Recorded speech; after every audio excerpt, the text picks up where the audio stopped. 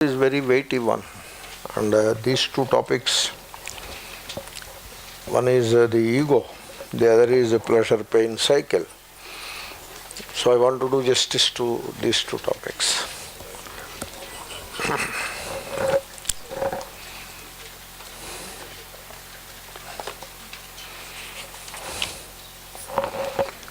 Om Shri Gurubhyo Namaha Harihi Om Shruti Smruti Alayam Karunalayam Namami Bhagavat Pada Shankaram Adveshta Sarva Bhutanam Maitrah Karuna Evacha Nirmamo Nirahankaraha Samadukha Sukha Kshami. So this verse, it presents a few characteristics of a devotee. Means when you find that quality in a person, you can conclude that he is the devotee. So Adveshta Sarva Bhutanam Maitrah Karuna Evacha Ityadi. So a devotee means a loving person, one who loves. No, one who loves God, true, one who loves God. But God is everything, God is all. Vishwarupaha, God is Vishwarupaha. Therefore God is all. You see, when a person is occupied with exploitation, like he exploits other people, and he is occupied with greed, he can never know love. Generally, we see a kind of fragmentary thinking in people's lives. Fragmentary thinking. They look at life as fragments. They do not understand that life is an organic whole. It is not fragments. Like a gentleman came to me and said, Swamiji, I want to talk about the spiritual life with you. Then I said, why not talk about life? So we believe that life is divided into fragments. One is worldly life and spiritual life. It is like this side of the river and that side of the river. So worldly life is this side of the river, spiritual life is that side of the river. I said, there is no such thing. So it is something like you go back to your home, that is worldly life. You come to Hrishikesh, it is spiritual life. This is called fragmentary thinking. It is wrong. So similarly, people believe that in the place of business, while doing business or while making money by any other means, you have to exploit. You have to tell a lie. You have to be unjust. Otherwise you cannot make profit. Otherwise you cannot make money. You have to do all that. And we do it. But when we go home, we are very loving. Love family and children. And then when we go to temple, we are again loving. Love the poor beggars there and give 10 paisa each. Whatever. So this way, we are occupied with greed, envy, and exploitation in one part of the life, and then try to isolate that part and keep it aside, and then try to be very devotional and all that. It is not going to happen like that. So the love of the family, children, etc., it is not love of the family and children. It is all attachment. And so you cannot be exploiting or exploitative at one place and loving in some other place. You have to have love in your heart wherever you are, whether it is in business or in the job or in whatever profession it is. You should have love in your heart. Everywhere. You cannot have this kind of a fragmentary thinking or fragmentary way of looking at life. Therefore, we should stop exploitation. In fact, we don't need all the money that we are making. This is the huge problem. So we delude ourselves that A millionaire thinks he needs his millions. He cannot afford to lose his millions. He needs his millions. A billionaire thinks he needs his billions. He cannot afford to lose his billions. Suppose he loses billions and becomes millionaire, how can he live? So that is what a billionaire thinks. A very simple thinking is there for the millionaire also. How can I live without my millions? So they get it all wrong, and therefore they continue the process of exploitation, and then claim that we are very loving people at home and when it comes to worship of God, etc. It is all wrong. You should be loving all through. That is the true love. That is the bhakti. I told you, I will give a snippet of love or bhakti every day. So that is the snippet for today. Adveshta sarvabhutanam maitrah karuna evacha. I am done with that part, but then this karunaha, one small anecdote came to my mind, which I don't want to skip because I liked that anecdote. There was the king, the popular king Janaka. Popular means in the spiritual literature he is well known. In Gita also we hear the name Janaka. They say Janaka is not Mr. Janaka. Janaka is a title. That is how they say. There are 21 Janakas, like there are 28 Vyasas. They say like that. In the Puranic literature itself they say like that. So one of those Janakas, not the Janaka, the father of Sita, but one of those Janakas, he died. And as the story goes, the messengers from the heaven came to take him to heaven, because he was a very pious person. And then they are taking him to heaven. There is a path, This is the story, Puranic story. So you have to traverse a path. It is like going to America. So you have to take two hops, one hop to Europe and another hop to Europe or Middle East, and another hop to America. So there is a way, there is a path. So he is going. And while going, he was taken happily by these messengers, but suddenly he heard bitter cries from the distance. Then he was a very kind person, Karunaha, and he stopped in his tracks and asked these people, "Hey, people are crying. Of course it is from a long distance, far away, but who are they? They are crying." The messengers told, "Sir, you just don't distract yourself like that. Please come. Let us go to heaven. Indra is waiting for you. All pleasures are waiting for you in heaven. There is a big welcoming party in the heaven. And Rambha, Urvashi, etc., they are all waiting to start the dance program, so that you can relax and watch the dance and all that." So then he said, no, all that can wait, not a big hurry.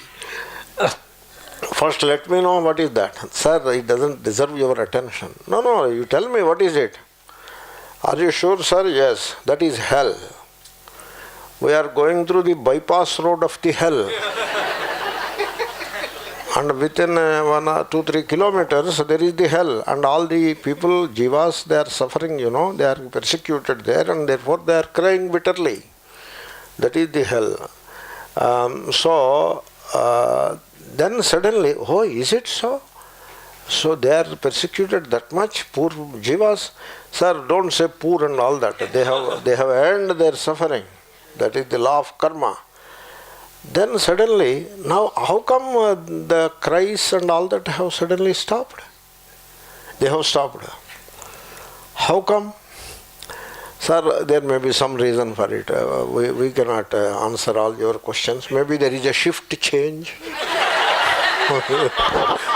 A shift to B shift to C shift, something like that. And it will resume. The suffering will resume and the cries also will resume. Let us move on, sir. You asked us for a question and we have answered, we have obliged you. No, I want to find out why they have stopped crying. And then they are not crying anymore. Then they have consulted among themselves. They cannot disobey this great soul, because that is their job to take him happily to heaven, because he is a great spiritual person.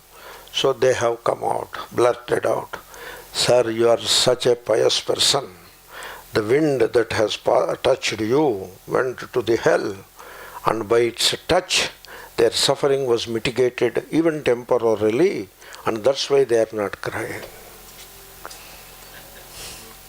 Then he said, I am sitting here. No, you have to go to heaven. No, I am not going to heaven.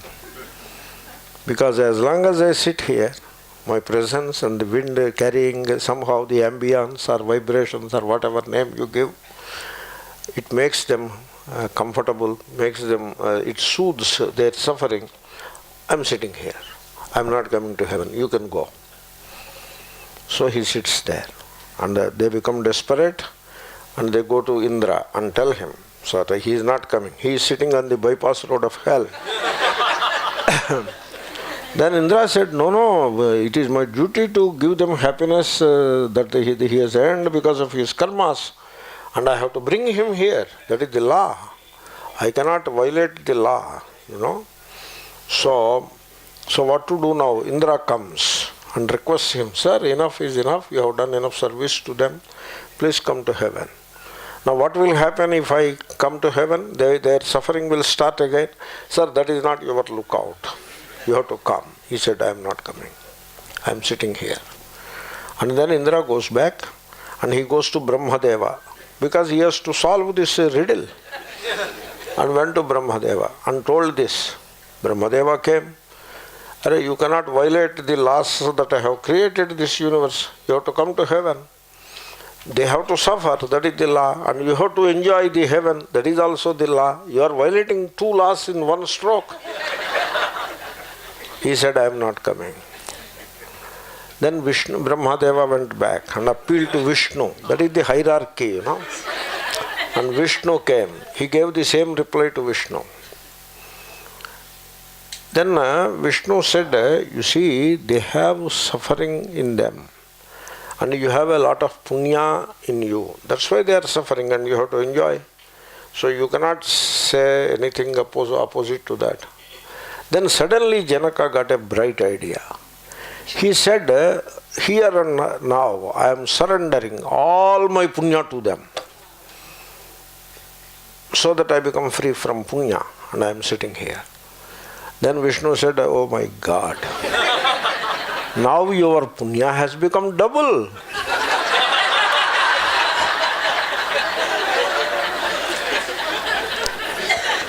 So you have to come to heaven.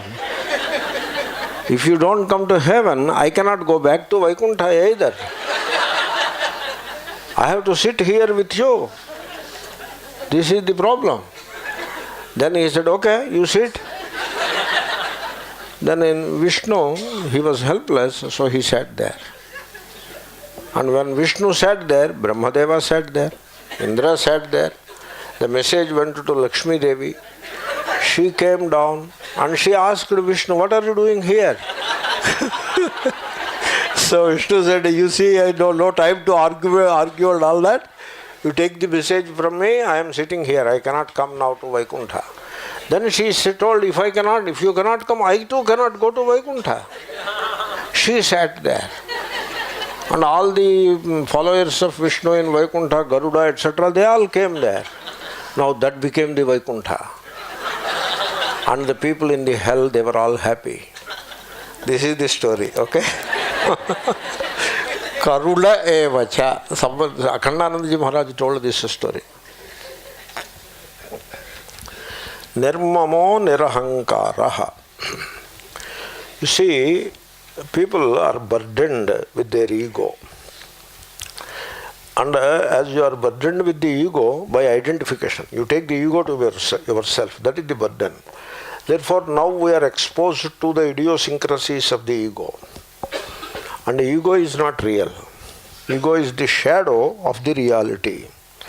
So, you see, as long as you believe yourself to be the ego, and ego or the person is real, so long you will fret and worry. Desire and fear you cannot avoid, because they are the very hallmarks of ego, the desire and fear. Once you realize that the ego is unreal, it is a shadow, and that impersonal awareness the awareness which is not a person. That is your true self. All fretting and worry come to an end. Then when you are an impersonal aware, you see all these actions, they are ego's actions. Ego is the karta bhokta. Ego is the doer and enjoyer. Once there is no ego, then who will do the actions? You see, the impersonal awareness, that is the inner reality of the self, that will provide the guidance. You are guided from within. You are not guided by the ego anymore. Life becomes a journey, a joyous journey to the unknown and unknowable reality. Therefore, you have to examine this issue of ego and you have to get rid of it. Ego is, this is mine. The way you feel and you think and feel, put it that way, the way you think and feel. You think and feel in terms of mine. This house, mine. A sannyasi may not be different. A sannyasi may feel this ashram, mine. These shishyas, mine. Some of these Mahatmas or Swamis, when the Shishya goes to another Swami, they become jittery.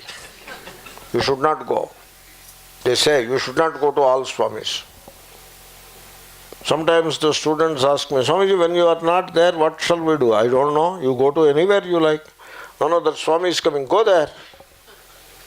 I tell, go there so that I can feel free. There is freedom in it. No, you don't go there. You are all my shishyas. That is the worst possible bondage. And people suffer because of that bondage. But anyway, that is how the samsara is. So, when you understand that the ego is unreal, your bondage is over. You see, what is the ego? Ego is the sum total of memories. You say you were born on so and so date, that is the memory, and that contributes to the ego. You show all your photographs of your childhood. This is I was child. This is high school. This is college. All those photographs you show. You are not doing any service to yourself. You feel great about it, but you are hurting yourself because you are building the ego. Then you show the album, and when you have taken sannyasa, unnecessary, So then that is the worldly, that is the sannyasa people. And then the worldly people, this is my marriage album. Turn the page. And then suddenly there is another lady. Hey, who is this? Oh, that is my second wife. That was the first wife. This is the album. This album is in the head, It is not only in the outside, it is in the head. Therefore, this is how you build the ego. And so ego is the sum total of memories. And memory is what? Memory is dead.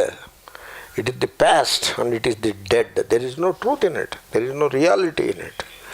Whereas the impersonal is real. The impersonal is real. The personal appears and disappears all the time.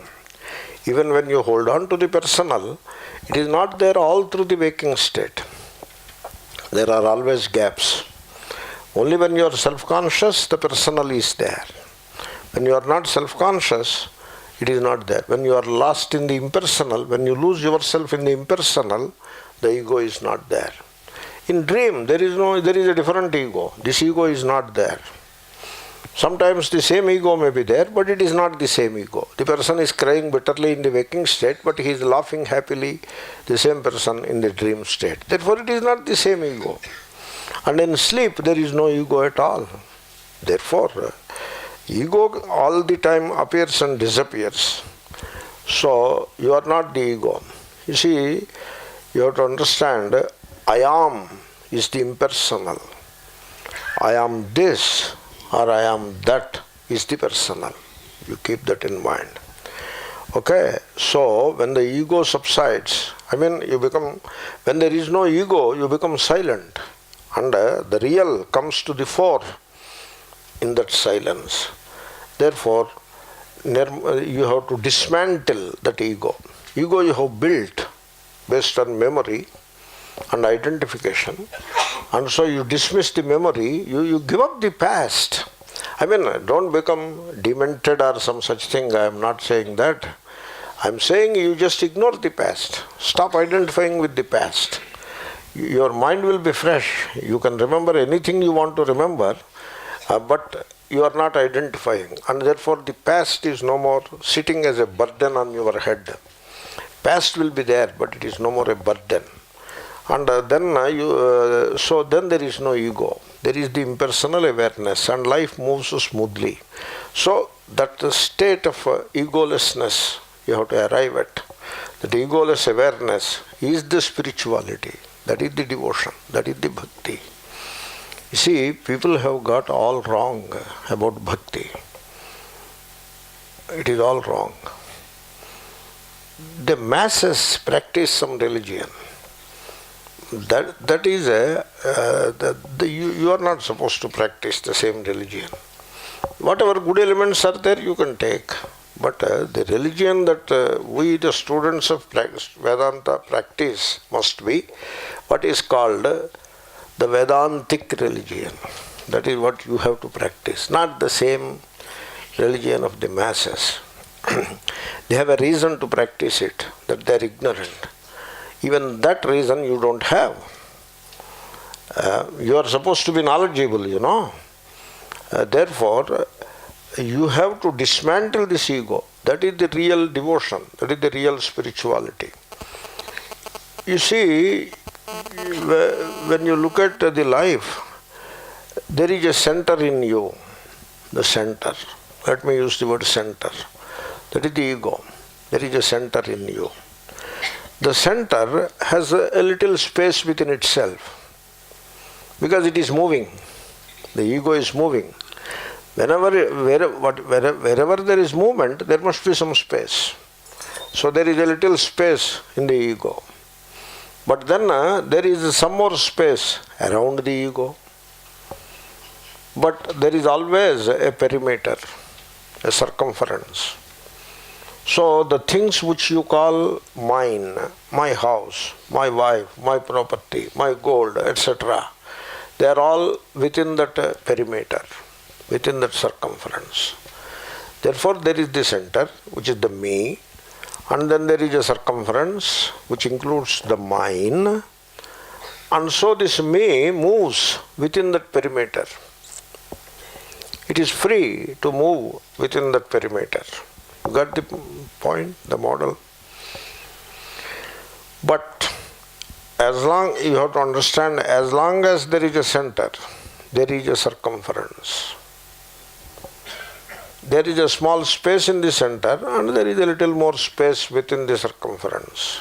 And the movement is within that. And that space is limited. As long as there is center, the space in which the center moves is limited. Means you are living like a prisoner in a prison. You got it?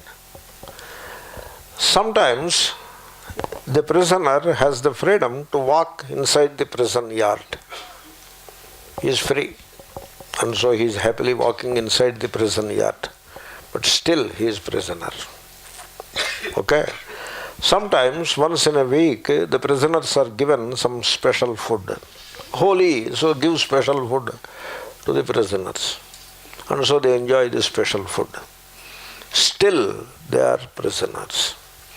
Sometimes a new governor has come and he said, give bigger or slightly bigger or more spacious cells to the prisoners and provide some extra toiletries to the prisoners. So they get all that. But still they are prisoners. Okay? So, therefore, as long as there is the center and there is that perimeter or circumference, you are free to move within that, but you are a prisoner. There is no freedom. You don't know what is freedom. Because the center has created that limited space. The center has created that limited space called mind.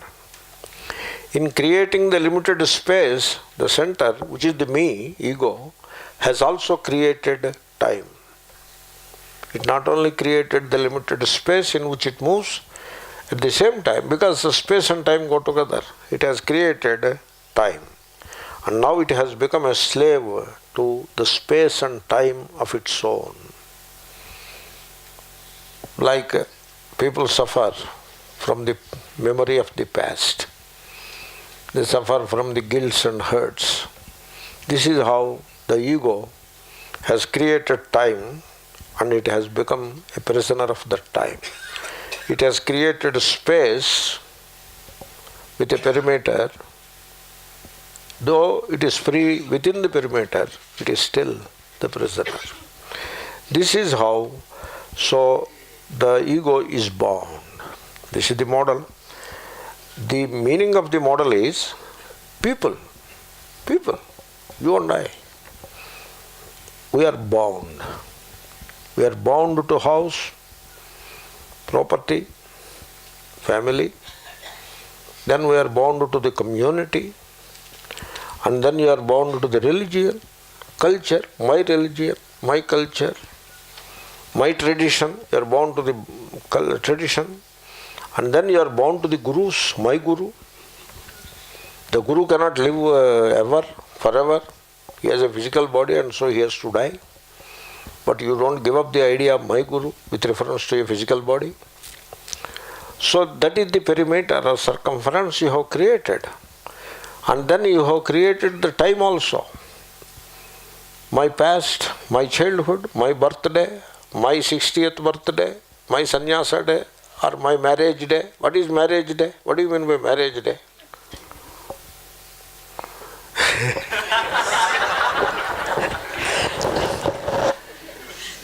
I feel stumped when somebody invites me for marriage day. You have to be polite, therefore you keep mouth shut. That's all. What do you mean by marriage day?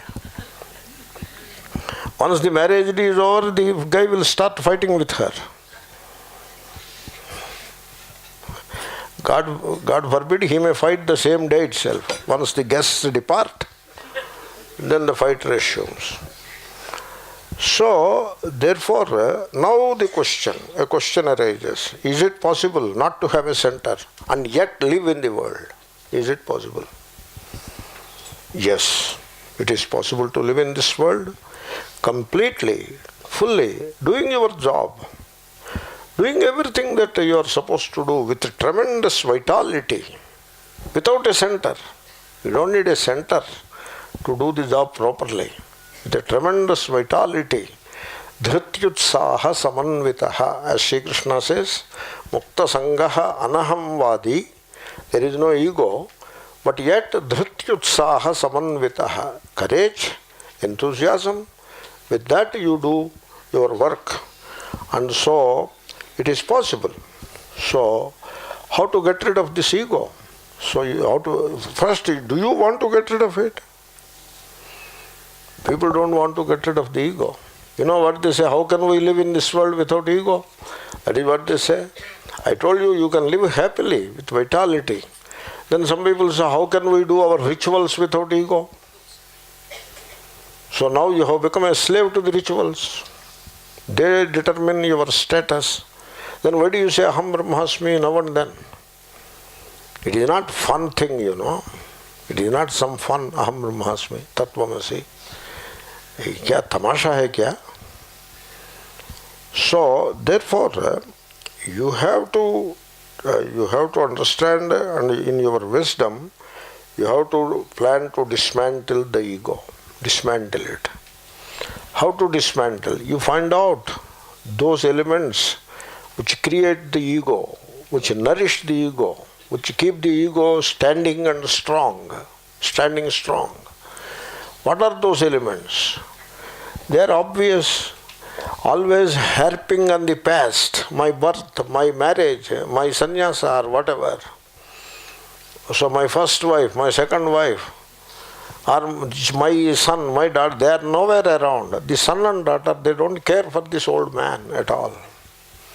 If he has still got some property with him, they are waiting to grab it. Kabir Das says, दुनिया है पैसे के भाई, like that there is a song.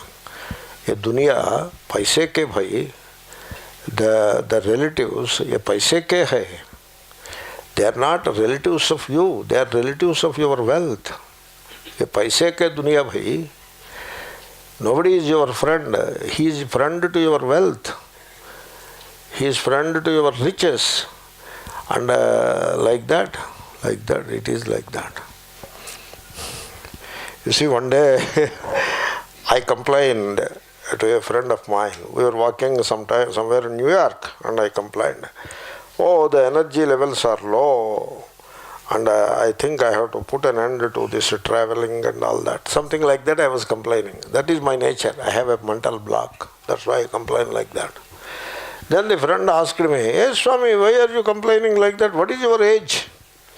I said, why? Leave alone the age thing.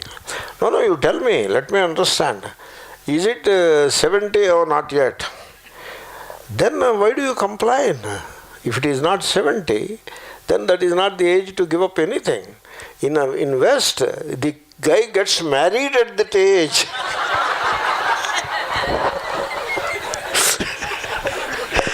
That is what he told me. He is planning to get married at that age. That is the age to get married here. And you talk as if the age has come and all that. What is that? Like he was saying like that. Therefore, you have to dismantle all these elements of ego. You see, you have to understand, you have to say verbally, I was never born. Come on, I was never born. You have to say verbally. A Mahatma asked me, Swamiji, what is your age? I told him, hey Swamiji, do you want to know my age? Is it necessary? Do you feel that it is important? You are not the body, you know. Then he said, okay, leave it. Thank you. So you say it verbally and you feel it emotionally. I was not born. I'm not going to accept that I was born. I'm not born to a set of parents and all that in a given place and time and no. And I'm not going to die. And then you understand it intellectually. And then you feel it in your soul, in the depths of your soul. You have to do all that. Then only you will be able to own up. Otherwise you will be swept in this folly of the world. Therefore, you examine that ego and unravel it. See what are the elements that are making it stronger. And so as you examine, the ego will fall apart. It will fall. Ayi patatyaham nija vibhanakam. Something like that in Upadesha Sara. Ramana Maharshi says, Ayi means dear friend, that ego falls and the truth of the self shines brilliantly. Therefore, you have to handle this ego and you have to be done with it. And the Sri Krishna's promise, you do this much. Dismantle the ego, mine and me, in that order. No mine, that is vairagya. No me, that is viveka. So that it is sadhana chatushtaya. Viveka is no me, no ego. Vairagya is no mine. Two things of sadhana chatushtaya. Now what is left? Shamadamadi, to keep the mind quiet, and mumuksha, to know what is the goal of life. Over. That is the sadhana chatushtaya. Therefore, Sri Krishna says, you take care of this much. Nirmamo nirahankaraha. This much you take care. The desires and fears, they are the strong elements of ego. They make the ego strong. Therefore, every time you desire something of the world, so you are strengthening the ego. Every time you are superstitious and afraid of something or the other. I said superstitious because Fear and superstition always go together. They are always together. So most of the fear is born of superstition, most of it. Some of it may be of different cause. So therefore you give up all these superstitions and be rational and scientific in your thinking, in understanding life and the world, and give up this idea that this is my house, my property, my wife, my children and all that. Be very loving to all of them, but don't try to possess and dominate people, and understand that you don't own anything. Very simple. So once you fulfill that much, nirmamo nirahankaraha sa shantim adhigacchati esha brahmi sthitihi partha. That is the Brahmanhood. You have already merged in the Brahman. That is the Jivan Mukti here and now. You see, self-realization is not in the future. Self-realization is always in the now and here. Knowledge is like that. Knowledge is in the future. Knowledge is not in the future. Because in knowledge there is no time. In karma there is time. You should know some of these basics of science. In knowledge, if you abide in your Swarupa, there is no time in it. Time is when there is movement. When there is no movement, Atma is Nishkriyam and it is Kotastha. You say the word Kotastha all the time, like a parrot. If it is Kotastha, then there is no time in it. Time implies movement. Without movement, in Kotastha means immutable. There must be mutation. Muta must be there. Then only there will be time. When the blessed thing is immutable, there is no time in it. And therefore, you become free from this space and time created by the ego, and that is the Brahmanhood. This is what I was saying. Knowledge is not time bound. Knowledge is not a process in time. So you open the eyes and you see. It is not a process, and so it doesn't involve time. And therefore, your attitude, your thinking that you will know in the future is all wrong. You will never know in the future, because in knowing there is no time. So you are binding yourself in time. Therefore, you have to realize that you are not the ego. That realization has to happen now and here. Nirmamo nirahankaraha samadukha sukhaha kshami. So this pleasure and pain discussion is very important, because people's movement, their life's movement in terms of dharma, artha, kama, all the three purusharthas, is meant for securing pleasure and keeping pain away.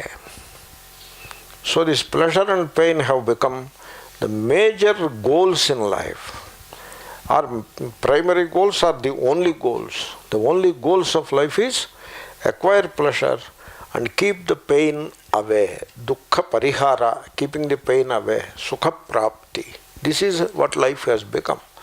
The worldly life, you make money because you want to keep dukkha away and gain sukha. You get all kinds of gadgets of pleasure, bhoga, only because you want pleasure and you want to throw away the pain. And you worship gods and goddesses because you want pleasure and you want to avoid pain. I'll ask you a question. A Mahatma asked me this question. I was stunned by the question. The Mahatma asked me, "Hey Swami, Tattvamasi, you know that?" I said, "How?" "Because I want to know." No, I know it already. Tattvamasi, I know. I studied it 20 years back. People don't know.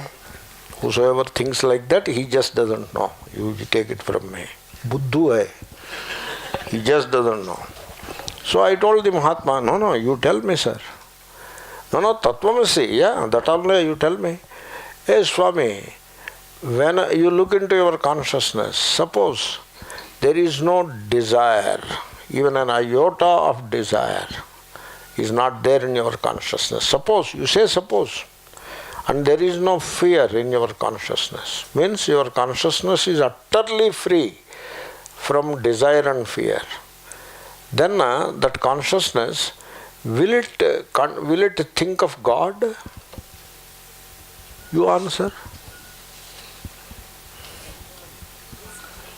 You will not think of God.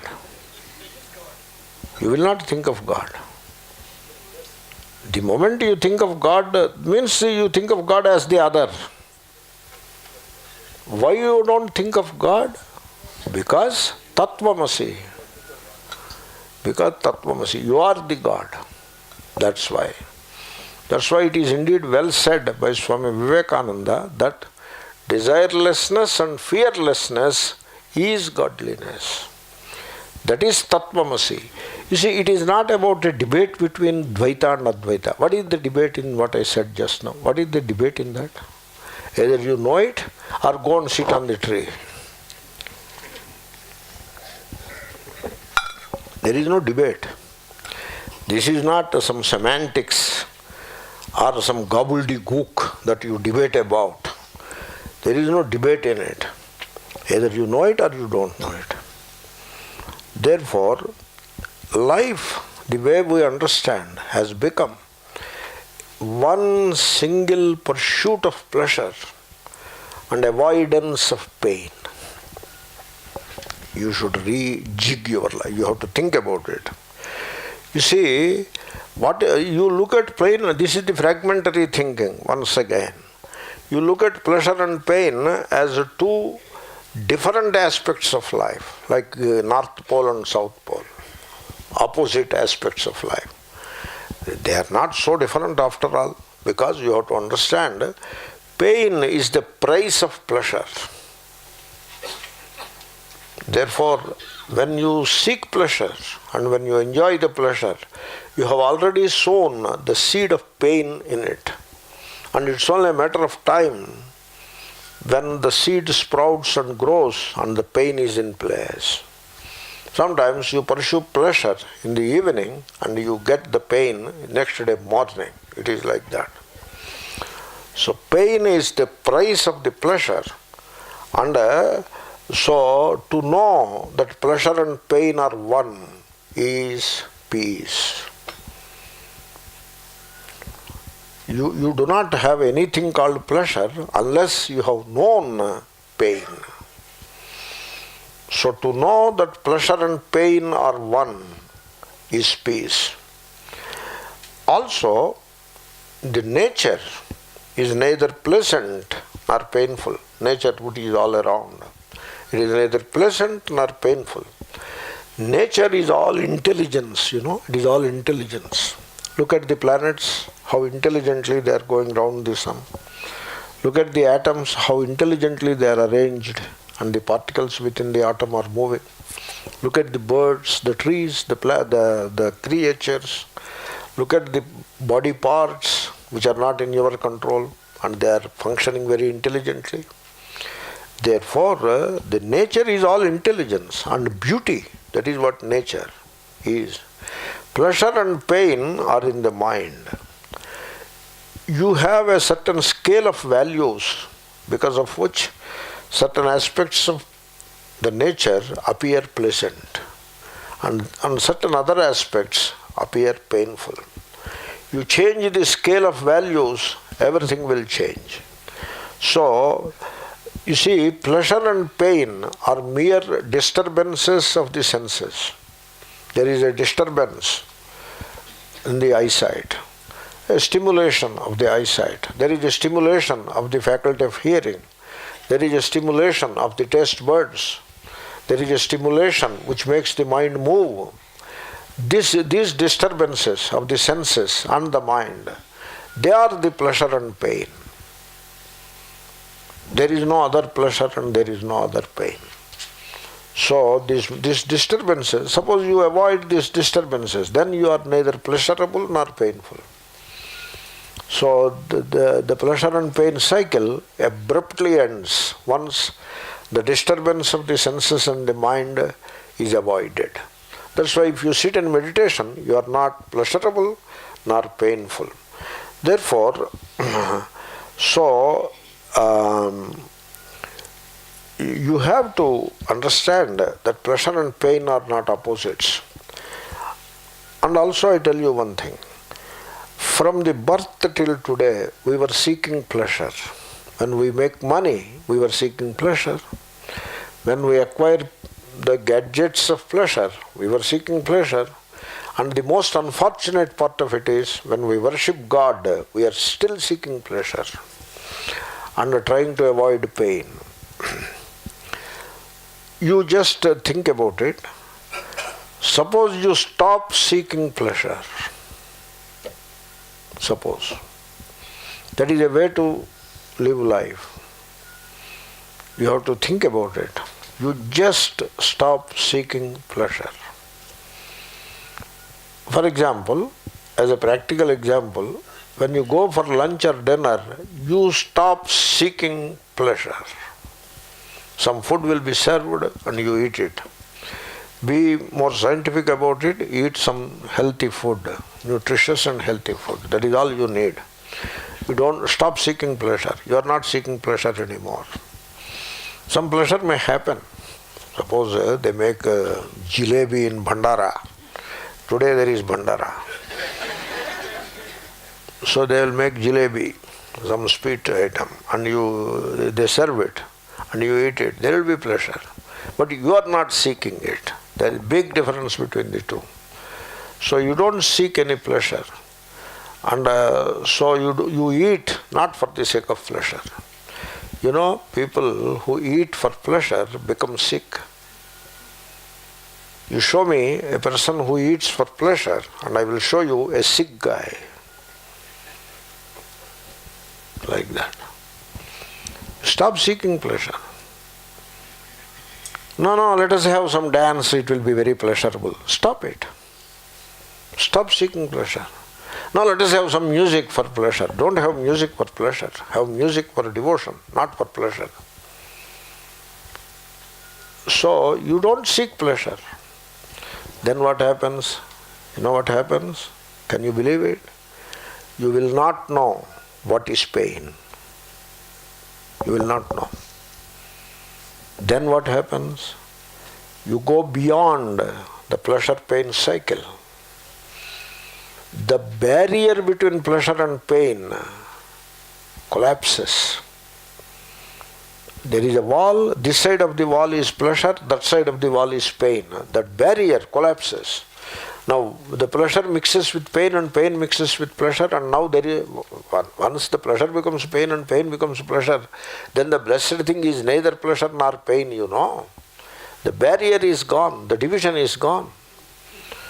And therefore, you will be in uninterrupted bliss, which is beyond the cycle of pleasure and pain.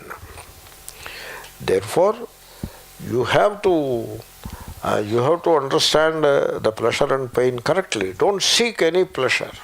Shri Krishna said, see, Gita is very practical. He says, so matra sparshastu kaunteya. Hey kaunteya, matra sparshaha. See, these sitoshna sukha dukkhada. These are disturbances of the sense organs. That is what they are. A stimulation or disturbance of the sense organ.